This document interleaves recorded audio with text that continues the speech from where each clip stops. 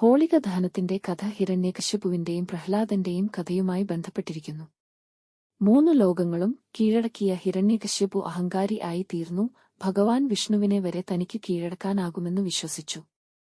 ഈ വിചാരത്തിൽ രാജ്യത്തുള്ള എല്ലാവരോടും തന്റെ ആരാധന നടത്തണമെന്നു ആവശ്യപ്പെട്ടു. എന്നാൽ ഹിരണ്യകശിപുവിന്റെ മകൻ പ്രഹ്ലാദൻ വിഷ്ണുവിന്റെ തികഞ്ഞ ഭക്തനായിരുന്നു. ഹിരണ്യകശിപു എത്ര ശ്രമിച്ചിട്ടും പ്രഹ്ലാദനെ വിഷ്ണുവിന്റെ ഭക്തി ഉപേക്ഷിപ്പിക്കാനായില്ല. ഇതോടെ അവൻ പ്രഹ്ലാദനെ കൊല്ലാൻ ഒരുപാട് ശ്രമങ്ങൾ നടത്തി. എന്നാൽ ഓരോ തവണയും വിഷ്ണുവിന്റെ കൃപയാൽ പ്രഹ്ലാദൻ രക്ഷപ്പെട്ടു. അവസാനം ഹിരണ്യകശിപു തന്റെ സഹോദരി ഹോളികയുടെ സഹായം അഭ്യർത്ഥിച്ചു. ഹോളികയ്ക്ക് അഗ്നിദേവൻ നൽകിയിരുന്ന ഒരു വരം ഉണ്ടായിരുന്നു. താൻ തീയിൽ കത്തുകയില്ല. ഈ ശക്തി പ്രയോജനപ്പെടുത്തി അവൾ പ്രഹ്ലാദനെയും എടുത്ത് തീയിൽ ഇരിക്കാൻ ശ്രമിച്ചു.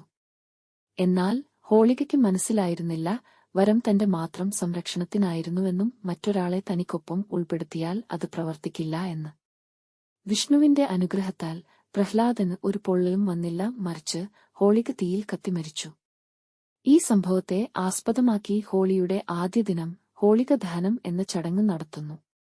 ഇത് തിന്മയ്ക്കെതിരായ നന്മയുടെ വിജയത്തെ പ്രതിനിധീകരിക്കുന്നു. ഹോളിയുടെ പ്രധാന ആഘോഷങ്ങൾ അടുത്ത ദിവസം നിറങ്ങളുടെ ഉത്സവമായി ആഘോഷിക്കുന്നു.